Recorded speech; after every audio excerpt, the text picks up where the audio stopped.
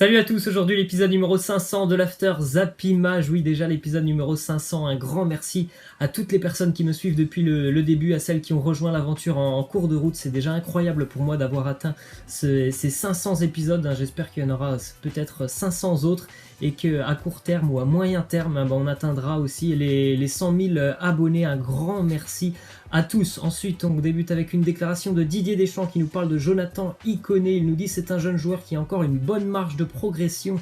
C'est important d'être décisif. Il a bien profité du temps de jeu que je lui ai donné. C'est très bien pour les courts et moyens termes.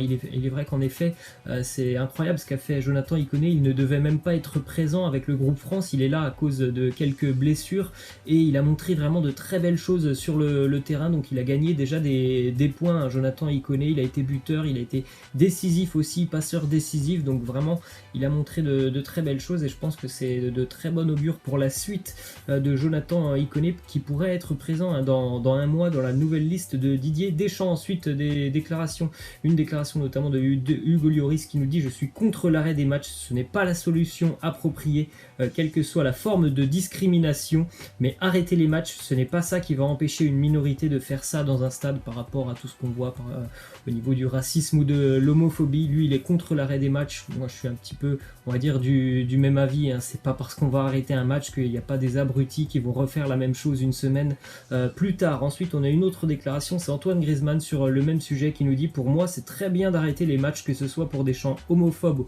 ou des gens racistes. Si on arrête les matchs, les supporters ne seront pas contents et ils arrêteront de le faire. Bon, et voilà, vous avez deux poids de mesure entre Hugo Lloris et Griezmann. En tout cas, je trouve que c'est un petit peu simplet comme réflexion de la part d'Antoine Griezmann. Franchement, on voit bien qu'en Ligue 1, toutes les semaines quasiment maintenant, il y a des banderoles. C'est pas le fait que le match va être arrêté 5 minutes qui va freiner les supporters ou les ultras qui déploient ces banderoles. Ensuite, une triste info, encore une fois, on a vu lors du match entre l'Angleterre et la Bulgarie un petit peu plus tôt cette semaine, malheureusement, Raheem Sterling a été victime d'injures racistes par un supporter bulgare. C'est pas la première fois d'ailleurs pour Raheem Sterling, qui est pourtant vraiment quelqu'un d'incroyable. Il est sur les réseaux sociaux pour tout ce qu'il fait aussi pour Londres, de là où il vient. C'est un quartier assez défavorisé du côté de Londres et il aide beaucoup du côté de son quartier.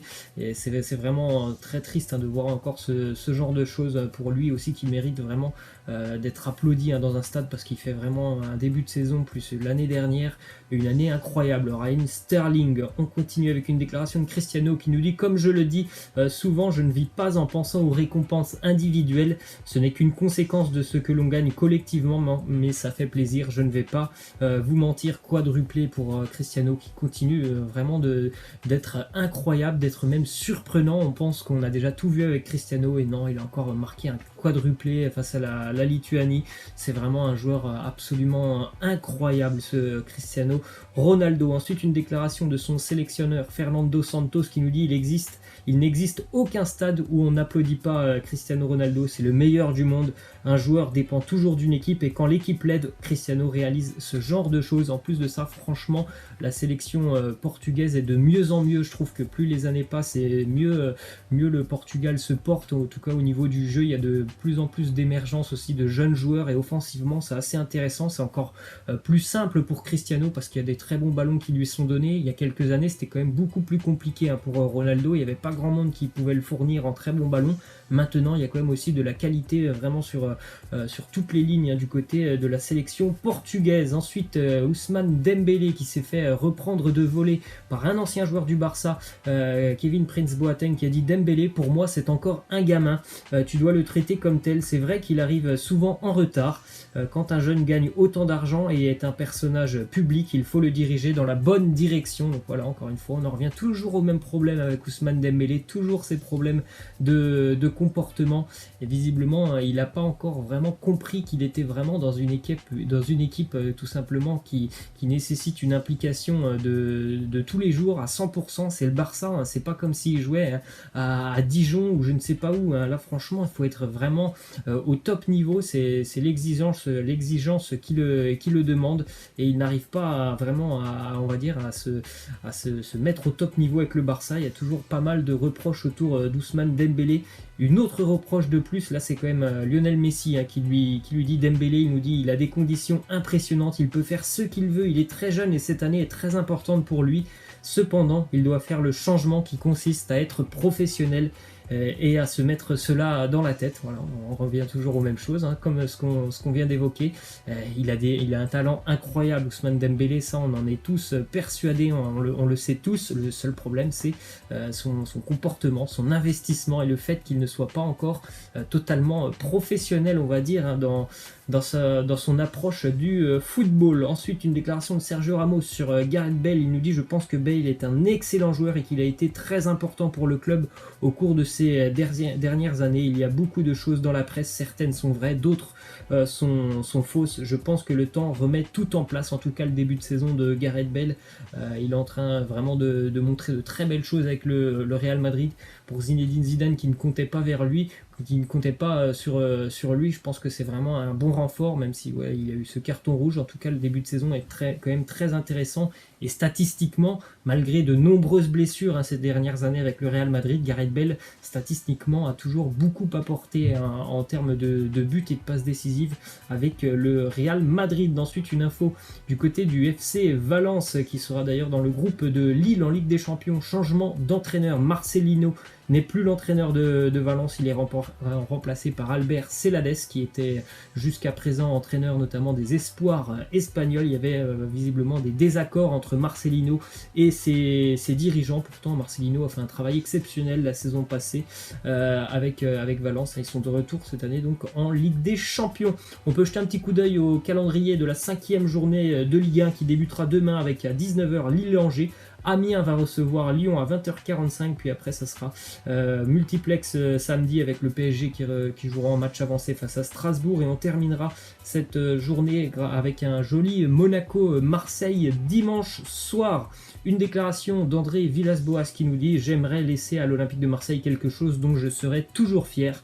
J'espère offrir un peu d'émotion et aussi un peu de résultats, car à la fin ce sont les résultats qui comptent. Alors à Marseille, j'aimerais encore des résultats et des trophées. » Il est vrai que pour l'Olympique de Marseille, je pense que s'il y avait une qualification en Ligue des Champions à la fin de saison, ça serait déjà vraiment l'objectif qui serait rempli pour André Villas-Boas, sans parler de titres, que ce soit en Coupe de France ou Coupe de la Ligue. Peu importe, je pense qu'il y a une qualification en Ligue des Champions, ça sera une saison accomplie déjà pour l'Olympique de Marseille. Ensuite, une déclaration d'un proche de Hatem Ben Arfa, il nous dit « Il n'y a eu aucun contact avec l'Olympique de Marseille, rien du tout. Hatem s'entraîne 2 fois par jour, il vient de passer des tests et il est fit de fit. Il lui manque le rythme de la compétition, mais il n'y a pas d'urgence. » Il y avait des rumeurs qui envoyaient Ben Arfa du côté de Marseille, puisque Florian Thauvin est blessé de longue durée, donc il y avait des rumeurs pour Hatem Ben Arfa. Visiblement, c'est pas du tout le cas.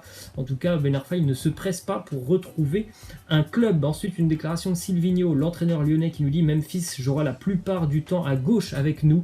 Il n'y a pas de problème dans ce genre de situation avec Dembélé. Je veux construire une mentalité de groupe. Les intérêts collectifs doivent être au-dessus des intérêts individuels. » Il est évident que dans le projet de l'Olympique Lyonnais, il faut que tout le monde tire dans le même sens. Donc forcément, c'est le collectif qui va primer, même si on sait tous que Memphis aime beaucoup jouer dans l'axe. Visiblement, Silvinho a pris sa décision et il jouera plutôt du côté gauche. Ensuite, petite statistique sur l'Olympique Lyonnais qui jouera demain à Amiens.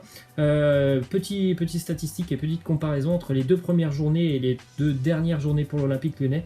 C'est 9 buts marqués lors des 2 premières journées contre 1 but marqué lors des 2 dernières journées. Après, il est vrai que sur les 2 dernières journées, il y a eu beaucoup de faits de match du côté de l'Olympique Lyonnais, notamment 2 cartons rouges qui ne les ont pas vraiment aidés sur les 2 derniers matchs. Ensuite, on a une déclaration de Paolo Di Canio, ancienne star italienne, qui nous dit « Icardi est incapable de faire ce qu'un attaquant moderne devrait faire.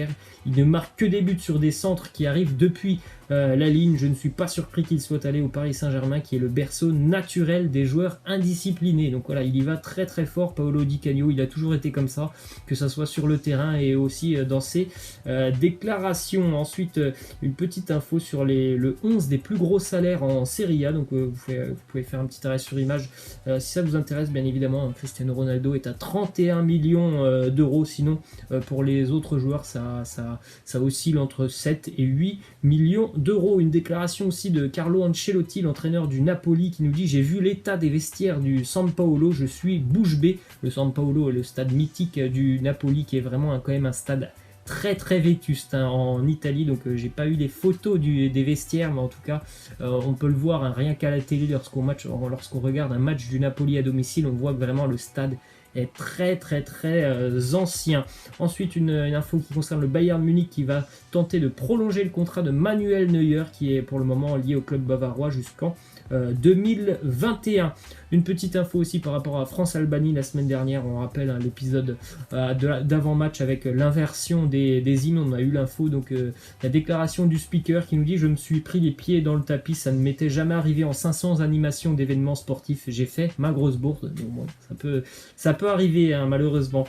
Et on termine avec cette image du probable maillot de l'Atlético Madrid, le 3e maillot de l'Atlético, assez sympathique, il y a beaucoup d'équipes d'ailleurs qui vont reprendre un peu ce design Nike pour leur 3e maillot, et celui-là est plutôt sympa. Voilà, moi je vous laisse et je vous dis à la prochaine, ciao.